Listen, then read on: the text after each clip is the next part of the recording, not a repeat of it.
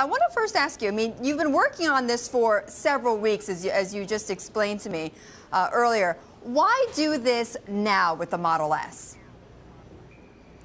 Well, I thought it was important to get a financing product out there that broadened the marketplace. Because with what we saw with Solar City, we had an incredibly good experience when we were able to offer a compelling, easy-to-use, accessible financing program. We saw a dramatic increase in the market, the accessible market for solar, and I think we'll see something similar to that with the Model S. So it's about improving and highlighting the true affordability of an electric car, and then providing that residual value guarantee, which is probably the next question you can ask me.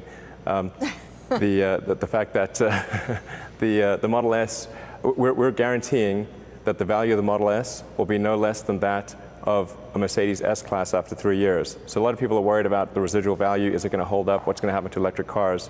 Tesla is guaranteeing that value, and then as a further backstop, I am personally guaranteeing that value and standing behind it.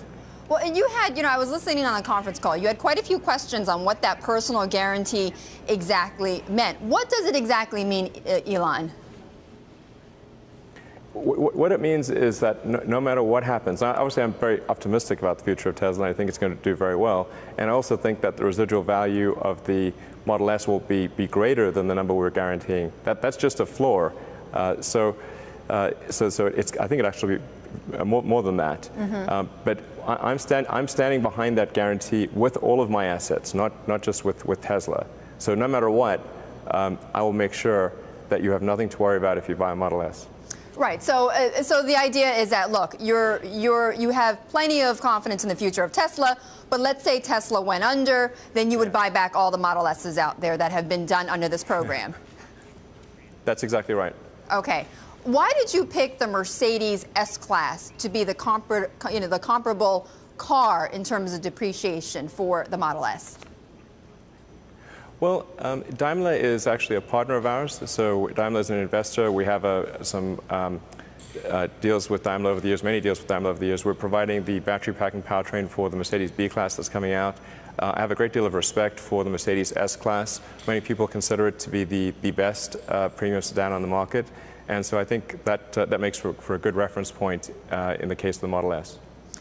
Elon, you and I were talking a little bit ahead of this, and I know you were talking about how you really wanted the people that are covering this company to really look at this new deal from a consumer's perspective. So I got on your website, and I clicked on Tesla, and I looked at the financing options that you were talking about with Wells Fargo and U.S. Bank. One of the things I noticed, though, is that in the calculations that you have for the monthly payments, you add in sort of cost benefits from things that other car companies might not. You've got the savings coming out from electricity versus gas. I get that. But you also have sort of you have something called a business tax benefit. I can get that as well, perhaps. However, you have other things called a commuting benefit, which is that you make the argument on your website that electric vehicles are allowed to use HOV lanes essentially, and so that can save you $167 a month. You have avoid the gas station benefit that could save customers $100 a month. That, I'm not sure if I buy that, Elon, as a way to calculate what your overall payment will be at the end of the month. Yeah, and you don't have to. And in fact, that's why we provide the calculator, so you can check or uncheck any of those options. And so if you don't think something applies to you, then you can just uncheck it and see what the cost is without that. But I mean, the key thing is that if you buy the 60 kilowatt-hour version of the car, I think you may have clicked into the 85, which is the more expensive one. Well, I did both, yes. Okay, yeah. But if you look at the 60 kilowatt-hour car, which is essentially our mid-range car since we canceled the 40 kilowatt-hour version, the monthly payment, taking into account the cost of gasoline and just basically the tax incentives that you're sure to get, gets you to around the $500 or $600 a month payment option. Okay, so even if you're saying even if you discounted some of those benefits I just talked to you about, I mean, I still got. Exactly.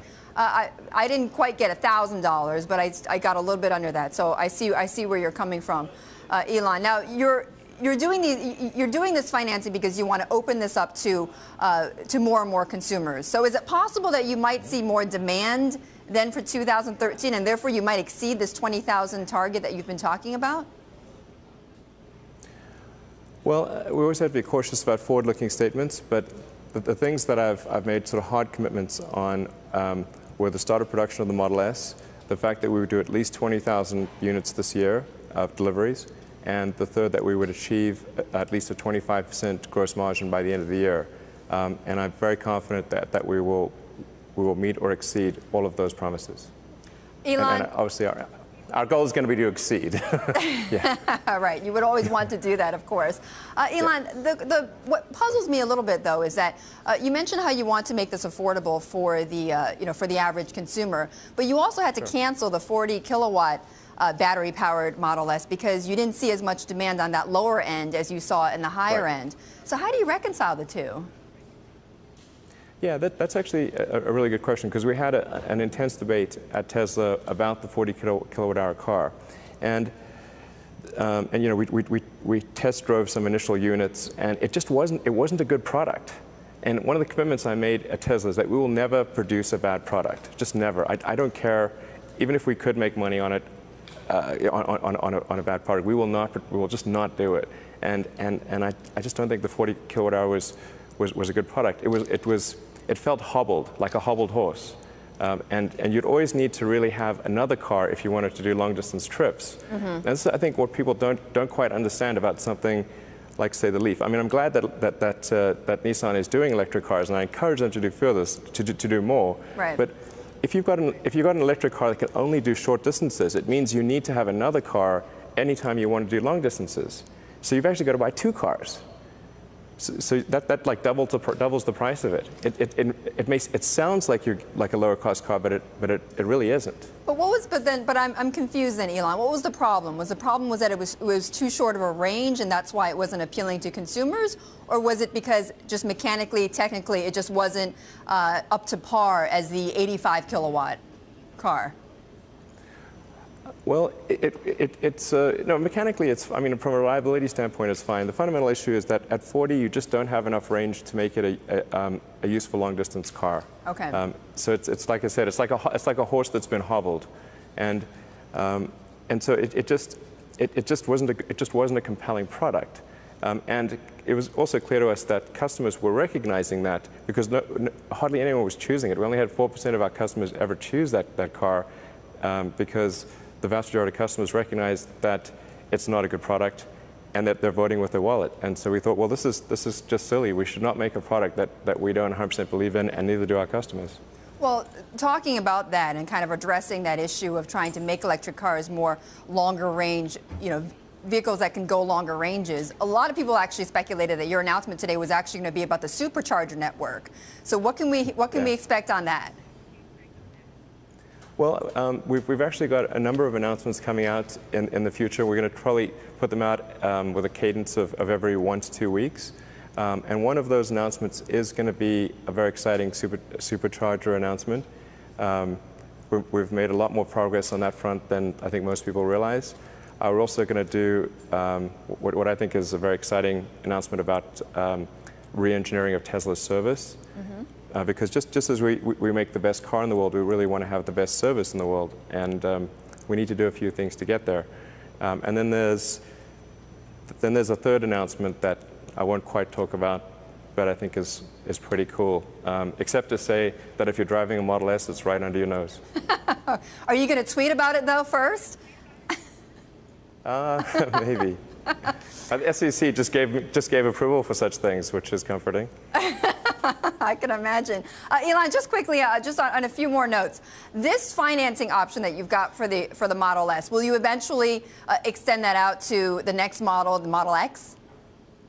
Absolutely. Yeah, we're going to extend and refine this financing product over the years for the Model X and for all of our future cars. Our goal is to make the most consumer-friendly, to make the best financing product, and we're going to.